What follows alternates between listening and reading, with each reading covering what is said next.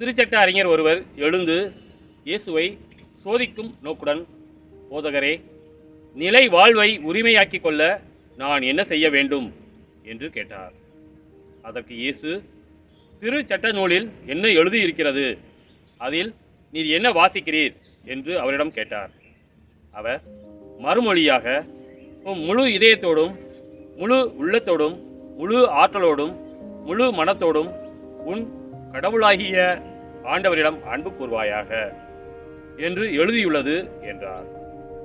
இயேசு, சரியாய் சொன்னீர், அப்படியே செய்யும், அப்பொழுது வாழ்வீர் என்றார்.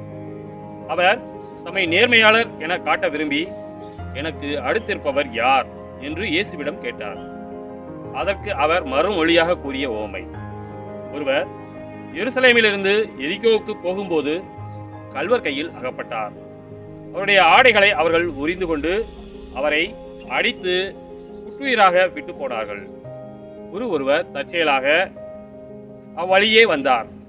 அவர் அவரை கண்டதும் மறுபக்கமாக விலகிச் சென்றார். அவ்வாறே லேவியர் ஒருவர் அவ்விடத்துக்கு வந்து அவரை கண்டதும் மறுபக்கமாய் விலகிச் சென்றார். ஆனால் அவ்வழியே பயணம் செய்து கொண்டிருந்த சமாரியர் ஒருவர் அருகில் வந்து அவரை கண்டபோது அவர் மீது பரிவு கொண்டார்.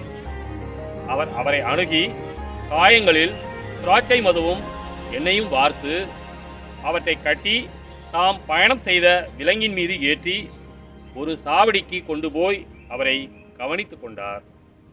மறுநாள் 2 தெனாரியத்தை எடுத்து சாவடி பொறுப்பாளரிடம் கொடுத்து, இவரை கவனித்துக் கொள்ளும், இதற்கு மேல் செலவானால் நான் திரும்பி வரும்போது உமக்கு தருவேன் என்றார்.